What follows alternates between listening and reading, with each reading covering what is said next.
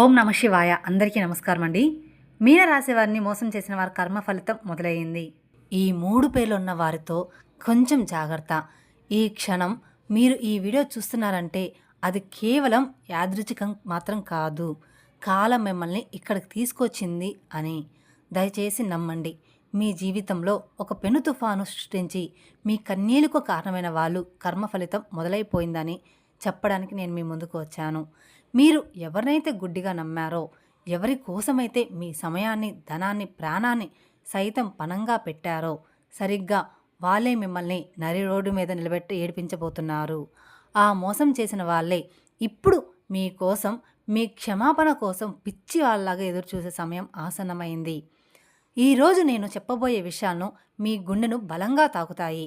ముఖ్యంగా ఆ 3 అక్షరాలతో మొదలయ్యే పేరున్న వారితో మీరు ఎందుకు అప్రమత్తంగా ఉండాలో నేను మీకు వివరంగా పూసగుచ్చినట్టు చెప్తాను.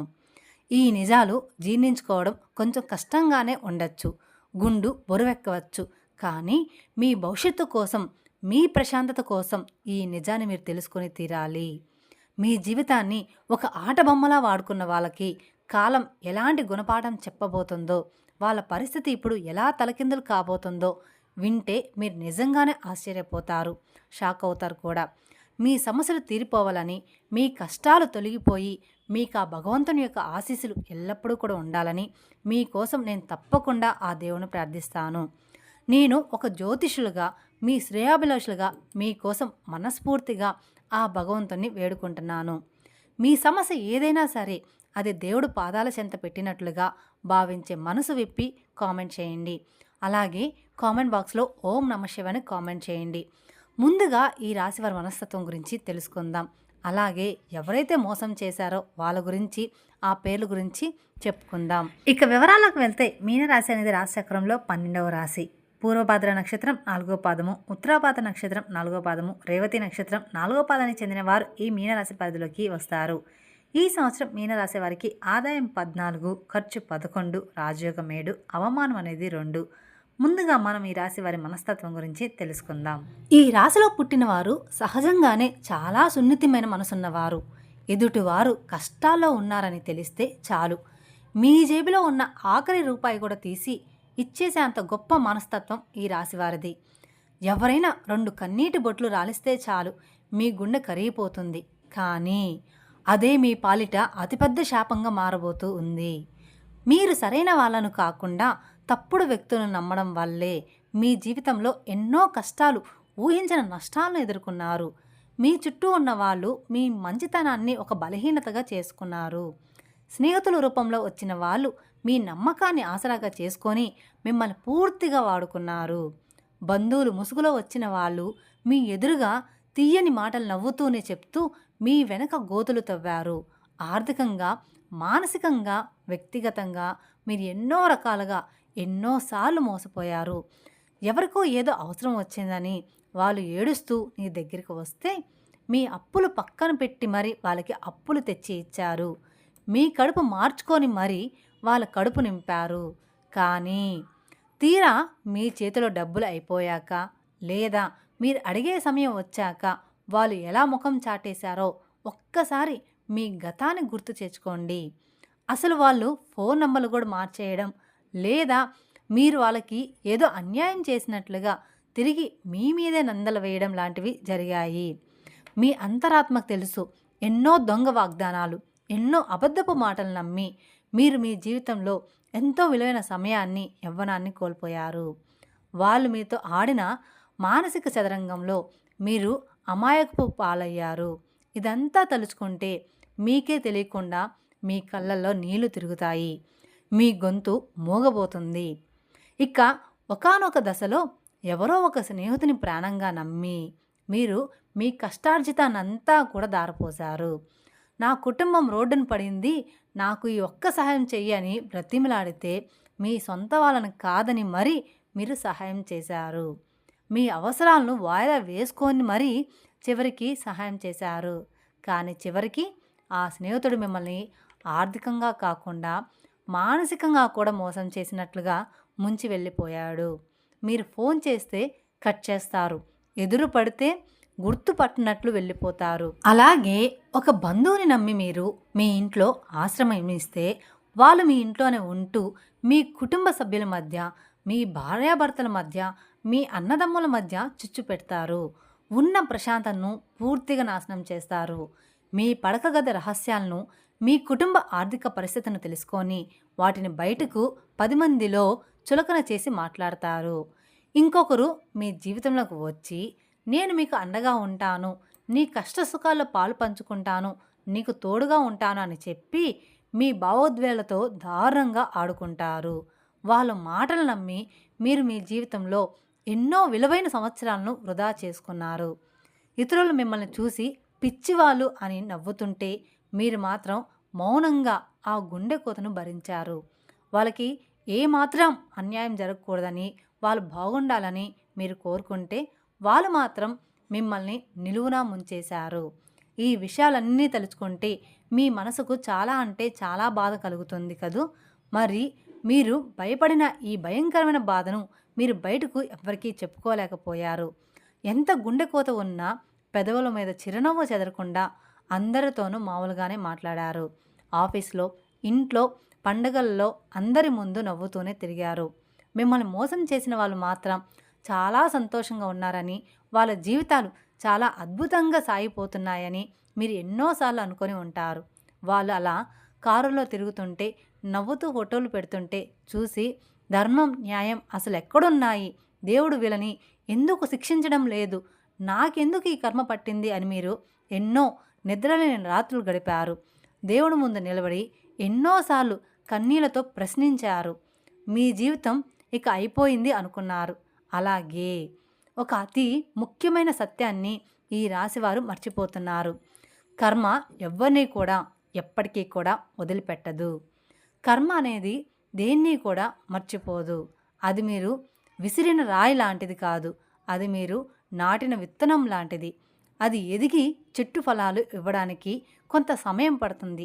అది చాలా నిశ్శబ్దంగా తనని తాను చేసుకుంటూ పోతుంది.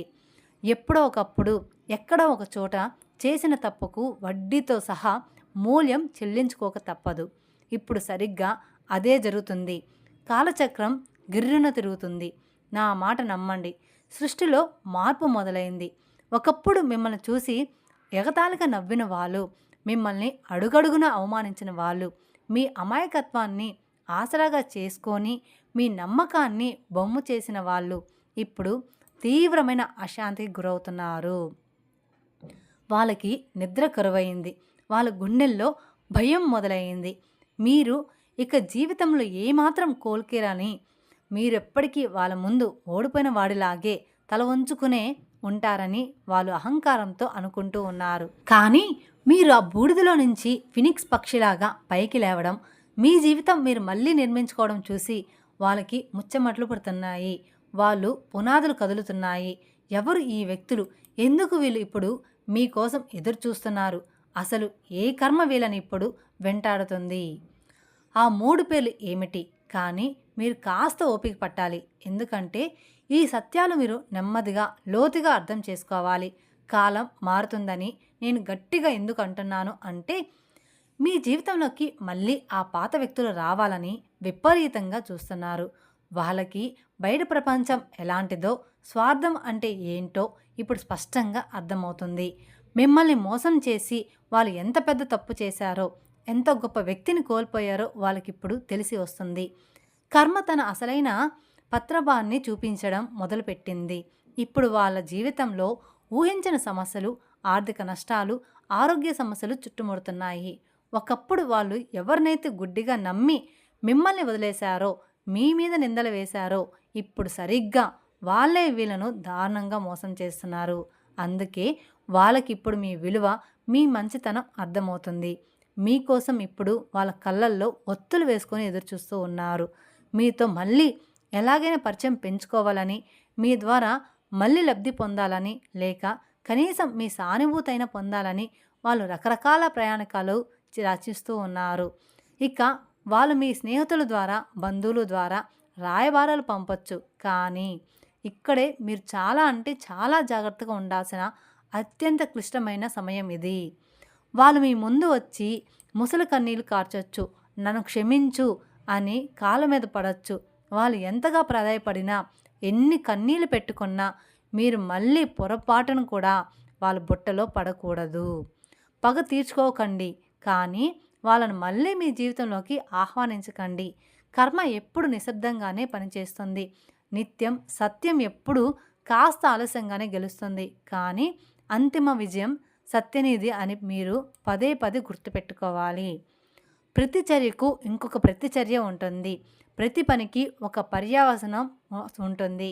వాళ్ళు మీతో ఆడిన ఆ ఆటకు ఇప్పుడు వాళ్ళే బలైపోతున్నారు. ముఖ్యంగా నేను చెప్పబోయే ఆ 3 పేర్లు ఉన్న వాళ్ళతో మీరు అడుగు తీసి అడుగు వేసేటప్పుడు 1000 సార్లు కాదు, 1,00,000 సార్లు ఆలోచించాలి. ఆ పేర్లు ఉన్న వాళ్ళందరూ ఒకేలాగా ఉండకపోయినా మీ జీవితంలో మీకు ఎదురైన అతిపెద్ద మోసాలకు ఆ పేర్ల అక్షరాలకు ఏదో ఒక బలమైన అదృశ్యమైన సంబంధం అనేది ఉండి ఉంటుంది. ఆ పేర్లు ఏంటి అని మీరు ఆతృతగా ఎదురు చూస్తున్నారని నాకు తెలుసు. నేను ఆ పేరును వెల్లడిస్తాను, కానీ దానికి ముందు మీ మనసును సిద్ధం చేసుకోండి. మళ్ళీ మళ్ళీ ఆలోచించండి. ఎవరు ఆ వ్యక్తులు? ఎందుకు వీళ్ళు మీ జీవితంలోకి మళ్ళీ రావాలి అనుకుంటున్నారు? ఏ కర్మ వీళ్ళని దహించి వేస్తుంది? ఆ 3 అక్షరాల పేర్లు ఏంటి? ఎందుకు మీరు ఒంటరిగా ఉండాలి? మీరు మీ జీవితంలో ఎన్నోసార్లు మీ మనసు మాట వినకుండా మీ అంతరాట ఘోషాన్ని సరే ఇతరుల మాట విని మోసపోయారు. ఎవరైనా మీకు సలహా ఇస్తే అది నిజమేనేమో అని గుడ్డిగా నమ్మేస్తారు. వాళ్ళ మాయ మాటలకు పడిపోయారు. కానీ ఇప్పుడు ఆ పరిస్థితి పూర్తిగా మారాలి. మీరు ఎవరిని నమ్మాలో, ఎవరిని మీ దరిదాపుల్లో కూడా రానివ్వకూడదో మీకు స్పష్టంగా తెలియాలి. సత్యం ఎప్పుడు కాస్త చేదుగానే ఉంటుంది, కానీ అది మీ ప్రాణాలను కాపాడుతుంది. కర్మ తన పని తాను చేసుకోపోతున్నప్పుడు మనం మధ్యలో దూరి వాళ్ళను కాపాడడానికి ప్రయత్నించకూడదు. అలా చేస్తే ఆ కర్మ మనకి కూడా అంటుకుంటుంది. వాళ్ళు చేసిన కర్మను వాళ్ళే అనుభవించాలి. సత్యం అనేది ఎప్పటికీ కూడా దాగదు. మీరు చేసిన ప్రతి మంచి పనికి ఈ విశ్వం మీకు బహుమతి ఇస్తుంది. వాళ్ళు చేసిన ప్రతి చెడ్డ పనికి ఇక్కడే ఈ జన్మలోనే ఫలితం అనుభవించి తీరాలి. ఇంకా మీలో చాలామంది వాళ్ళు ఇప్పటికీ ఒక ఆశతో బ్రతుకుతూ ఉన్నారు. ఏదో ఒక రోజు వాళ్ళు మారిపోతారేమో, తమ తప్పు తెలుసుకొని వస్తారేమో, పాత రోజులు మళ్ళీ వస్తాయేమో అని. అవును, వాళ్ళు వస్తారు, కానీ వాళ్ళు మారరు. వాళ్ళు అవసరం కోసం మాత్రమే వాళ్ళు మళ్ళీ మీ దగ్గరికైతే వస్తారు. అది మీరు మీ మనసులో పచ్చబొడ్డులాగా ఖచ్చితంగా గుర్తుపెట్టుకోవాల్సిన విషయం. మీ మంచితనాన్ని వాళ్ళు ఎప్పుడూ కూడా ఒక దుర్భుగ్గ బుద్ధితో బలహీనతగానే చూస్తారు. మీరు క్షమిస్తారన్న ధైర్యంతోనే, వీడు ఎక్కడికి పోతాడులే అన్న అలుసుతోనే వాళ్ళు పదే పదే తప్పులు చేస్తారు. కానీ ఈసారి మీరు వాళ్ళకి ఆ అవకాశం అస్సలు ఇవ్వకూడదు. మీ జీవితం ఒక ప్రయోగశాల కాదు. ప్రతి ఒక్కరూ వచ్చి మీతో ఆడుకొని వెళ్ళిపోవడానికి. మీకు ఒక గొప్ప విలువ ఉంది. మీకంటూ ఒక ఆత్మగౌరవం ఉంది. దాన్ని మీరు ఎవరి కోసం, ఏ సంబంధం కోసం వదులుకోకూడదు. కర్మ నిశ్శబ్దంగా దాని పని అది చేసుకుంటూ పోతుంది. సత్యం సమయం తీసుకుంటుంది, కానీ అంతిమంగా గెలుస్తుంది. ప్రతి కర్మకు ఒక ఫలితం ఉంటుంది. ఈ మాటలను మీ మదిలో మంత్రాలులాగా జపించుకోండి. ఎవరు ఆ వ్యక్తులు? ఎందుకు మీకోసం ఎదురు చూస్తున్నారు? ఆ 3 పేర్లు ఏంటి? ఎందుకు ఒంటరిగా ఉండాలి? ఈ ప్రశ్నలు మిమ్మల్ని సత్యం వైపు నడిపిస్తాయి. ఇక మీ నిరీక్షణకు ముగింపు పలుకుతూ ఆ 3 అక్షరాలు ఏమిటో చెప్పే సమయం వచ్చింది. ఎన్నో పరిశోధనలు, ఎన్నో దశాబ్దాలు జ్యోతిష్య అనుభవాలు తర్వాత ఈ రాశి వారికి ఎక్కువగా సమస్యలు తెచ్చిపెట్టడం లేదా తీవ్రమైన నమ్మక ద్రోహం చేసిన వ్యక్తుల పేర్లలో ఈ 3 అక్షరాలు ఎక్కువగా కనిపించాయి. మీ భవిష్యత్ ప్రణాళికలు, మీ డబ్బు వ్యవహారాలు, మీ వ్యక్తిగత రహస్యాలు ఈ అక్షరాలతో పేరు మొదలయ్యే వారితో పంచుకునేటప్పుడు మీరు చాలా జాగ్రత్తగా ఉండాలి. ఆ అక్షరాలు ఏమిటంటే, అందులో మొదటి అక్షరం ఎస్, రెండవది ఎం, మూడవది ఆర్. అవును, ఈ 3 అక్షరాలతో మొదలయ్యే పేర్లు ఉన్న వాళ్ళు మీ జీవితంలో గతంలో ఏదో ఒక విధంగా మిమ్మల్ని ప్రభావితం చేసి ఉంటారు లేదా భవిష్యత్తులో చేయబోతారు. కానీ ఇక్కడ నేను ఒక అత్యంత ముఖ్యమైన విషయం అయితే చెప్తున్నాను. దీన్ని మీరు చాలా స్పష్టంగా, నిశ్చితంగా అర్థం చేసుకోవాలి. ఈ ఎస్ఎంఆర్ అనే అక్షరాలతో పేరు మొదలయ్యే ప్రతి ఒక్కరూ కూడా చెడ్డవాళ్ళని వాళ్ళందరూ మోసగాలని నేను అస్సలు చెప్పడం లేదు. ఈ లోకంలో ఈ అక్షరాలతో పేరున్న ఎంతోమంది అద్భుతమైన వ్యక్తులు, ఎంతో దయాహృదయం ఉన్నవాళ్ళు, గొప్ప గొప్ప సాధకులు ఉన్నారు. వాళ్ళు సమాజానికి ఎంతో మేలు కూడా చేస్తున్నారు. బహుశా మీ జీవితంలో కూడా ఈ అక్షరాలు ఉన్న మంచి వాళ్ళు ఉండవచ్చు. కాబట్టి ఎవరిని కూడా కేవలం వాళ్ళ పేరును బట్టి అంచనా వేయకండి. ఇది కేవలం ఒక సాంప్రదాయక ఆధ్యాత్మిక పరిశీలన మాత్రమే. ఈ రాశివారి గ్రహస్థితులకి అక్షరాల నామ నక్షత్రాలకు మధ్య ఉన్న ఘర్షణ వల్ల కొన్నిసార్లు మనస్పర్ధలు, నమ్మక ద్రోహాలు జరిగే అవకాశాలు ఎక్కువగా ఉంటాయని మాత్రమే దీని ఉద్దేశం. కాబట్టి ఈ అక్షరాలు ఉన్న వ్యక్తులతో మీరు తక్షణమే సంబంధాలు తెంచుకోవాలని ఇక్కడ నేను చెప్పడం లేదు. కేవలం ముఖ్యమైన విషయాల్లో కొంచెం అప్రమత్తంగా ఉండాలని, గుడ్డిగా నమ్మకూడదని మాత్రమే నా సలహా. ఇక వాళ్ళు మీకు ఎంత సన్నిహితులైనా సరే మీ ప్రాణాలు తీసుకెళ్ళి వాళ్ళ చేతుల్లో పెట్టకండి. ఇక ఈ వీడియోని ఎందుకు ఒంటరిగా ఉన్నప్పుడు మాత్రమే చూడాలని నేను మొదట్లోనే పదే చెప్పాను అంటే, ఇప్పుడు మీకు వివరంగా వివరిస్తాను. దయచేసి ఇక్కడి నుండి నేను చెప్పే ప్రతి మాటను చాలా శ్రద్ధగా వినండి. ఈ సందేశం కేవలం మీకోసం ఉద్దేశింపబడింది. ఇది పూర్తిగా మీ ఆత్మ పరిశీలనకు సంబంధించిన విషయం. మీరు మీ జీవితంలో ఎవరిని నమ్మాలి, ఎవరిని దూరం పెట్టాలి అనేది మీరు పక్కవారి మాటలు వినకుండా నిజాయితీగా ఆలోచించుకోవాల్సిన సమయం అయితే ఇది. మీరు ఇతరులతో ఉన్నప్పుడు వాళ్ళ ఆలోచనలు, వాళ్ళ మాటలు, వాళ్ళ భావోద్వేగాలు మీ నిర్ణయాలను ఖచ్చితంగా ప్రభావితమైతే చేస్తాయి. కానీ మీరు ఒంటరిగా ఉన్నప్పుడు మాత్రమే మీకు సంపూర్ణమైన మానసిక స్పష్టత వస్తుందని శబ్దంలోనే మీ అంతరాత్మ వాయిస్ మీకు స్పష్టంగా వినిపిస్తుంది. మీ జీవితానికి సంబంధించిన అతి ముఖ్యమైన నిర్ణయాలు ఇతరుల ప్రభావం ఏమాత్రం లేకుండా మీరే సొంతంగా తీసుకోవాలి. అందుకే ఒంటరిగా ఉన్నప్పుడు ఈ విషయాలు వింటే మీరు మీ గతాన్ని తప్పు పట్టకుండా భవిష్యత్తును సరిదిద్దుకునే అద్భుతమైన అవకాశం ఉంటుంది. ఈ ఆత్మ పరిశీలన కోసం మీరు చేయవలసిన ఒక అద్భుతమైన శక్తివంతమైన ప్రక్రియను నేను ఇప్పుడు మీకు చెప్తాను. ఇది ఎలాంటి పూజ కాదు, నల్లమందు కాదు, మంత్రతంత్రాలు కూడా కాదు, బయట పెట్టే ఆచారాలు కాదు. దీనికి ₹1 కూడా ఖర్చు కాదు. ఇది కేవలం మీ మానసిక వికాసానికి, మీ మనశ్శాంతికి, మీ ఉన్నత సంబంధించిన ఒక స్వచ్ఛమైన ఆధ్యాత్మిక మార్గదర్శకత్వంలో, ఒక ప్రశాంతమైన సమయంలో, ఇంట్లో ఎవ్వరిని మిమ్మల్ని డిస్టర్బ్ చేయని చోట టీవీలు, ఫోన్లు కట్టేసి ఒంటరిగా కూర్చోండి. ఒక శుభ్రమైన తెల్లటి కాగితం, ఒక పెన్ను తీసుకోండి. కళ్ళు మూసుకొని ఒక 12 నిమిషాలు మీ శ్వాస మీద ధ్యాస పెట్టి మీ ఇష్టదైవాన్ని లేదా మీ అనంతమైన విశ్వాన్ని ప్రార్థించండి. మీ మనసులోని ఆలోచనలన్నీ శాంతించే వరకు అలానే కూర్చోండి.